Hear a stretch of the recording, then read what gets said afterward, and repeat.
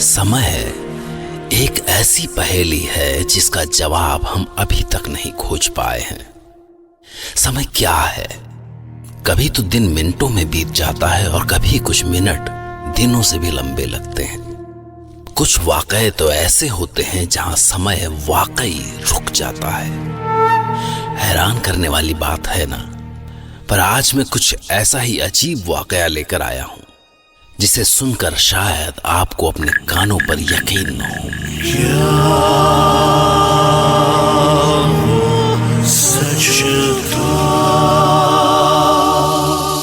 आज हम सुनेंगे बीकानेर राजस्थान में रहने वाले शंकर सिंह की आप बीती।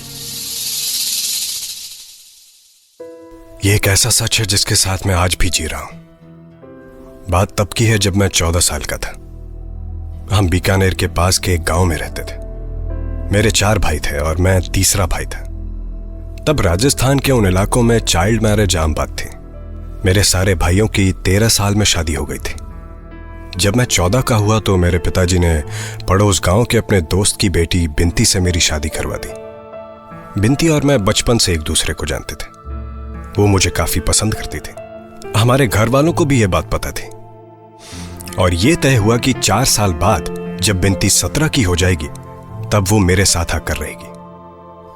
पर शादी के 1 साल बाद ही एक एक्सीडेंट में बिनती की मौत हो गई। उस समय इस बात से मैं काफी टूट गया था, पर वक्त के साथ वो घाव भी भर गया और बिनती सिर्फ मेरी यादों में रह गई। फिर जब मैं 24 का हुआ तो मैंने अपनी कॉलेज की दोस्त नेहा से शादी कर ली और हम बीकानेर रहने आ गए। पर मुझे नहीं पता था कि मैं जिन चीजों को भूल चुका था वो मुझे नहीं भूल पाई थी। तुमने इतनी दूर शहर से घर क्यों लिया? तुम तो चले जाओगे काम पर और मैं अकेली पता नहीं क्या करूंगी। बस आधे घंटे और। तुम एक बार घर तो देखो, बहुत अच्छा है, शहर से दूर और शांत। वो देखो बस पहुंच ही गए। नेहा पता नहीं क्यों पर इस नए घर को लेके थोड़ा परेशान थी। शायद सुनसान था इसलिए, या फिर वो अकेले रहने से डर रही थी, क्योंकि जैसे ही हम घर पहुंचे उसका मुंह उतर गया। हाँ? शंकर, ये तो... अरे देख के नेहा, ये घर काफी टाइम से बंद था। पर अंदर से तो साफ है। फिर कोई खिड़की शायद खुली रह गई होगी। तुम परेशान क्यों हो रही हो? पर घर अच्छा है ना? नेहा को किसी तरह मैंने घर पे रहने के लिए मना लिया। हम घर में आए ही थे कि 1 घंटे बाद एक 13-14 साल की लड़की घर पे आई। मैं उस वक्त ऊपर के कमरे में था। मैंने उसका चेहरा नहीं देखा। 1 मिनट, आती हूँ। कौन हो तुम? वो दीदी, मैं इधर ही रहती हूँ। वो आप लोगों को आते देखा तो पूछने आ गई। आपको घर में साफ सफाई करने के लिए कोई चाहिए? हाँ हाँ ठीक है। नाम क्या है तुम्हारा? जी, सुनीता। तुम यहीं पास में रहती हो? जी। कौन है नेहा? कोई नहीं, एक लड़की है। बाई का काम पूछने आई है। मैं बात कर रही हूँ, रुको। देख, महीने के 1000 रुपए दूंगी, चलेगा? ठीक है। ठीक है। चलो फिर अभी से आ जाओ। उस लड़की में कुछ तो अजीब सी बात थी। वो जब देखती थी तो लगता था जैसे वो आपके भीतर झांक रही हो। मैं घर को ठीक करने में लगा हुआ था। नेहा भी अपने काम में लगी थी। हम आसपास किसी को नहीं जानते थे। नेहा, सुनो, मैं जरा बाहर से कुछ सामान लेके आता हूँ। हाँ ठीक है। वैसे भी ये तो है घर में मेरे साथ, तुम हो आओ। मैं बस थोड़ी देर के लिए ही बाहर गया, पर जैसे ही मैं थोड़ा दूर गया था कि अचानक से तेज बारिश शुरू हो गई और मैं वहीं अटक गया। पर जब मैं घर पहुंचा तो मैंने देखा... नेहा, ये क्या कर रही हो? मैंने देखा कि नेहा घर के बीच में पंखे से एक दुपट्टा बांध के सुसाइड करने की कोशिश कर रही है। वो देखते ही मेरी हालत खराब हो गई। मैं सब कुछ फेंक के उसकी तरफ भागा। मैं चिल्ला रहा था, पर जैसे उसे मेरी आवाज सुनाई ही नहीं दे रही हो। मैं नेहा तक पहुंचा ही था कि उसने पैरों से चेयर गिरा दी। मैंने तुरंत उसे पैर से पकड़ लिया। अगर मुझे 1 मिनट भी और देर हो जाती तो पता नहीं क्या हो जाता। मैंने उसे नीचे उतारा। तुम पागल हो गई हो क्या? क्या कर रही हो ये? वो कुछ बोल ही नहीं रही थी, जैसे किसी ने उसे हिप्नोटाइज कर दिया हो। उसका पूरा शरीर जल रहा था। नेहा, बोलो। वो बुला रही है। उसने बोला है कि वो... कौन बुला रही है? किसने क्या बोला? और वो नौकरानी कहाँ गई? उसने तुम बोला झूठ। नेहा उसके बाद बेहोश हो गई। मैंने तुरंत उसके मुंह पे पानी डाला तो वो ऐसे उठी जैसे न जाने कब से सो रही हो। और हैरानी की बात तो ये थी कि उसे कुछ याद भी नहीं था। वो बहुत कमजोर और बीमार लग रही थी। मैंने उसे बताना जरूरी नहीं समझा कि अभी क्या हुआ था। मुझे लगा वो डर जाएगी। हमें कुछ समझ नहीं आ रहा था कि ये सब क्यों हो रहा है और कौन कर रहा है। उसी रात की बात है। नेहा ऊपर आराम कर रही थी। अचानक से लाइट चली गई और तेज बारिश हो रही थी। मैं नीचे कैंडल लेने गया। शंकर। हाँ रुको, कैंडल ही खोज रहा हूँ। ये पता नहीं लाइट कैसे चली गई।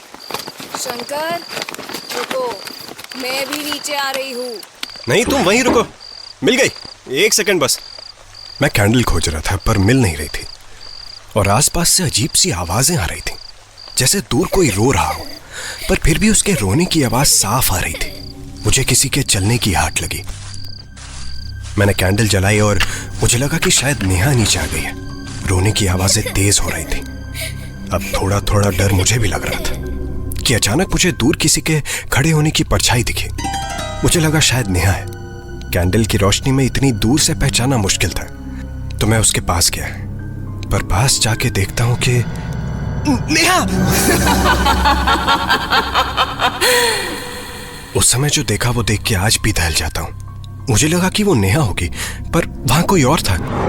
कैंडल की रोशनी में मैं उसे ठीक से देख नहीं पाया, पर उसने मेरा हाथ पकड़ लिया था। उसका हाथ बर्फ से भी ठंडा था। उसकी आवाज आज भी मेरे कानों में गूंजती है।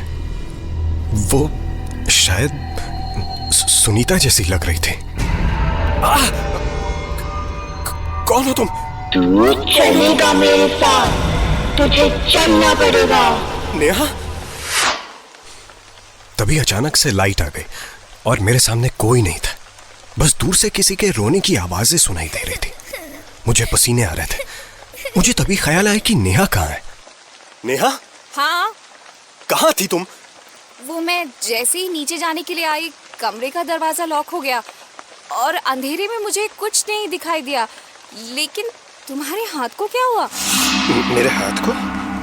मेरे हाथ को क्या हुआ? मैंने देखा मेरे हाथ से खून बह रहा था। मुझे पता भी नहीं चला, दर्द भी नहीं हो रहा था। नेहा देख के डर गई। वो तुरंत फर्स्ट एड लेके आई। मुझे कुछ देर तक तो समझ ही नहीं आ रहा था कि हो क्या रहा था। ये कैसे हुआ? लाओ हाथ दो जल्दी। मुझे नहीं पता। मैं वो क्या शंकर? क्या हुआ है बताओ ना। कुछ नहीं, वो गलती से हाथ किसी नुकीली चीज पे लग गया था। दिन के वाक्य के बाद मुझे लगा कि नेहा को यह सब बताना ठीक नहीं है। यहां कुछ तो है, पर अभी बताया तो वो बहुत डर जाएगी। मैंने सोचा आज रात किसी तरह काटते हैं, कल शायद यहां से निकल जाएंगे। उस रात मैं सोया नहीं, बस नेहा के बगल में बैठा रहा। अगले दिन नेहा की तबीयत और खराब होने लगी। उसके उठने की हिम्मत नहीं हो रही थी। मैंने उसे बोला, सुनो, मैं डॉक्टर को बुला लाता हूँ, तुम कमरा बंद करके अंदर ही रहना। नहीं शंकर, मैं ठीक हो जाऊंगी। तुम प्लीज मत जाओ। नेहा, तुम्हारी तबीयत ठीक नहीं है, डॉक्टर को बुलाना जरूरी है। यहाँ पास ही हॉस्पिटल है, मैं बस गया और आया। अच्छा ठीक है, मगर जल्दी आना। और शायद वैसे भी सुनीता आ जाए। आज दिन भर से नहीं आई है ना? नहीं, कोई भी आए तुम दरवाजा मत खोलना। हाँ ठीक है। डॉक्टर तो उस समय नहीं मिला, पर कुछ दवाइयां लेकर मैं घर आया। और जैसे ही मैं घर पहुंचा तो जो मैंने देखा शायद वो कभी नहीं भूल पाऊंगा। घर का दरवाजा खुला हुआ था, जो कि मैं बाहर लॉक करके गया था। मैं तुरंत घर के अंदर भागा। मुझे एक 12-13 साल की लड़की दिखी जिसकी शक्ल कुछ जानी पहचानी लग रही थी और उसने नेहा को गले से पकड़ रखा था। मैं घर की तरफ भागा। नेहा, कौन हो तुम? भूल गया मुझे? बिंती? हाँ, मैं बिंती भी और सुनीता भी। तूने मुझे धोखा दिया। पर शंकर, ये तो मर गई थी।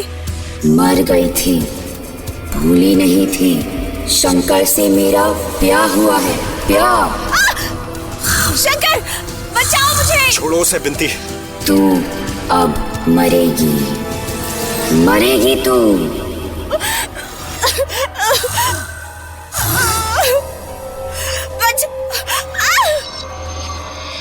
बिंती ऐसे वापस आएगी ये सोचना भी अजीब था।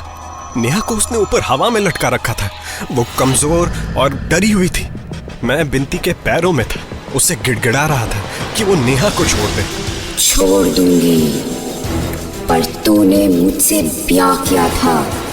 ब्याह तो तुझे निभाना ही पड़ेगा। हाँ, मैं सब कुछ करूंगा, तुम बस उसे छोड़ दो।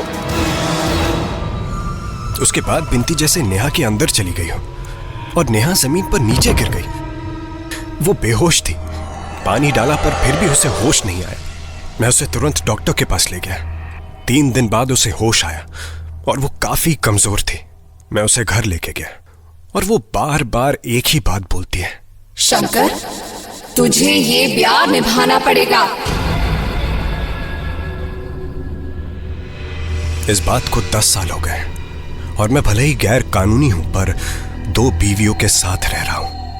नेहा का शरीर और बिंती की आत्मा। मुझे यकीन है आप मानेंगे नहीं, और आप ही क्या, शायद कोई भी न माने, क्योंकि ये कहानी कमजोर दिल वालों के लिए नहीं है। शंकर आज भी अपनी 2 बीवियों के साथ रह रहा है और ये बात वो भी मानना नहीं चाहता।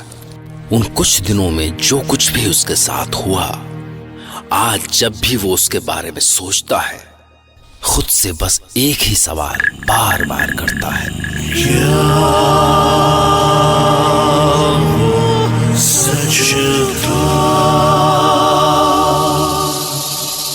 खैर, मैं डॉक्टर नागर आपसे फिर मिलूंगा एक नई सच्ची घटना लेकर।